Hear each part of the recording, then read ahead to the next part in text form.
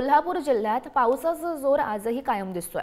कोल्हापूरमध्ये पुराचं पाणी शिरण्यास सुद्धा सुरुवात झाली आहे। शाहूपुरीतील पंचमुखी गणेश मंदिर परिसरामध्ये 40 ते 50 घरांमध्ये पाणी शिरलंय। घरात पाणी शिरलेल्या रहिवाशांचं स्थलांतर करण्यात आलंय।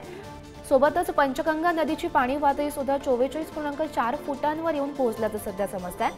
राधानगरी धरणाचा आणखी एक स्वयंचलित दरवाजा सुद्धा उघडण्यात आलाय। या धरणाचे 7 पैकी 6 दरवाजे उघडण्यात आलेत। वसंत बहार टॉकीज रोड शाहूपुरीमध्ये पाणी साचल्याचं सध्या पाहायला मिळतंय। तर या संदर्भात अधिकची माहिती देत आहेत आमचे प्रतिनिधी शेखर पाटील सध्या आपल्यासोबत आहेत। शेखर, तुम्ही कोल्हापुरातल्या नेमक्या कोणत्या ठिकाणी आहात? तिथली सध्याची पावसाची स्थिती काय सांगते? गौरी, मी सध्या कोल्हापुरातल्या महावीर गार्डन परिसरामध्ये उभा आहे। माझ्या बाजूला जर बघितलं तर हे महावीर गार्डन आहे आणि बाजूलाच असणारा हा नंदनवन पार्क, ज्या ठिकाणी आता मोठ्या प्रमाणात पाण्याची पातळी जी आहे ती वाढताना पाहायला मिळते। आपण जर बघितलं तर या ठिकाणी मोठ्या प्रमाणात रहिवासी परिसर असल्यामुळे अनेक अपार्टमेंट देखील आहेत। भालजी पेंढारकर केंद्र देखील या ठिकाणी आहे, ते देखील आता पाण्याखाली गेल्याचं पाहायला मिळते। मोठ्या प्रमाणात पाण्याची पातळी जी आहे ती रात्रीपासून वाढायला सुरुवात झालेली आहे। कोल्हापूर शहरातल्या अनेक भागांमध्ये सुरुवातीला पाणी यायला सुरुवात होते, त्यामध्ये सर्वात पहिला सुतारवाडा, त्यानंतर शाहूपुरीतील कुंभार गल्ली या ठिकाणी पाणी यायला सुरुवात होते आणि त्यानंतर आपण हा परिसर पाहतोय। खरं तर 2019 आणि 2021च्या महापुरामध्ये या ठिकाणी पाणी जवळपास पंचगंगा नदीची पाणी पातळी जी 47 फुटांवरती पोहोचल्यानंतर या ठिकाणी पाणी यायला सुरुवात झालं होतं। मात्र सध्या 44.6 फूट इतकी पंचगंगा नदीची पाणी पातळी झालेली आहे।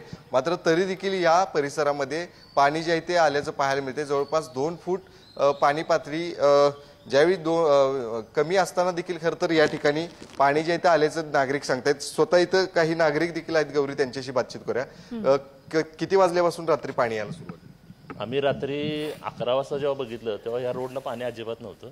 भालजी पेंढारकर सांस्कृतिक केंद्रामध्ये पाणी होतं।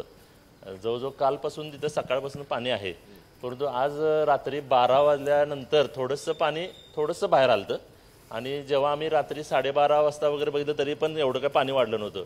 परंतु रात्री मी पहाटे 3 वाजता उठून परत खाली आलो तेव्हा रोडला थोडं पाणी आलं होतं आणि जेव्हा सकाळी 6ला उठून जेव्हा बघितलं तेव्हा पूर्ण हे पाणी पूर्ण भरलेलं आहे। 2019 आणि 21ला किती फुटांवरती पाणी पातळी असताना या ठिकाणी पाणी आलं होतं? जसं सांगितलं 2 फूट आधीच पाणी या ठिकाणी। जेव्हा 2019 ह्याला जेव्हा पाणी आलं होतं 21ला, तेव्हा 47.5ला जेव्हा बंधाऱ्यावर पाणी झालं तेव्हा इथं भरपूर पाणी आलं होतं आणि आमच्या आतमध्ये पण रिषभ सिद्धीमध्ये मी राहतो समोर, तिथं आलं होतं। परंतु ह्यावेळेला अजून आत आलेलं नाही, परंतु रोडला भरपूर पाणी आलेलं आहे। आता सकाळी 5 वाजता काय तुमच्या इथं देखील अनेक नागरिक असतात, स्थलांतर सगळ्यांनी केलेलं आहे?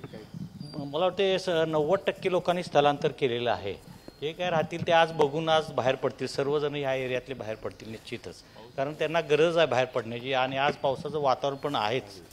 त्यामुळे आमच्या ह्या शाहूपुरीतले सगळे रहिवासी, आम्ही पण आता अक्षय पार्क कलेक्टर ऑफिसच्या पिछाडीच राहतोय, मी मदन काकडे, आम्ही पण सगळे तुम्ही देखील आता सकाळी 5 वाजता फिरायला गेलेलो त्यावेळी हा पूर्ण रोड मोकळा होता, पण आता एक 7 वाजता परत येऊन बघतो, फिरून बघून तर पूर्ण पाणी सगळं, त्यामुळं ते वाढलं। खरं तर गौरी, बघितलं तर मोठ्या प्रमाणात पाण्याची पातळी जी आहे ती वाढते, कारण तिकडं राधानगरी धरणातील स्वयंचलित दरवाजे जे आहेत ते त्या ठिकाणी उघडलेले आहेत। एकूण 7 स्वयंचलित दरवाजे आहेत, त्यातले 5 स्वयंचलित दरवाजे हे उघडलेले आहेत आज सकाळपर्यंत। मात्र त्याचाच इफेक्ट जो आहे तो या परिसरामध्ये जाणवायला सुरुवात झालेली आहे। आपण बघतोय ही पाणी पातळी जी आहे ती कोल्हापूर शहरातल्या काही भागांमध्ये वाढायला लागलेली आहे। आज देखील पाऊस जो आहे तो कशा पद्धतीनं राहणार आहे त्याच्यावरतीच कोल्हापूर शहरातील अनेक भागांमध्ये देखील याचा फटका बसणार का हे देखील पाहणं गरजेचं असणार आहे। गौरी, नगेश शेखर, या सर्व घडामोडींवर असंच लक्ष ठेवून राहा। तुर्तास धन्यवाद दिलेल्या या माहितीसाठी।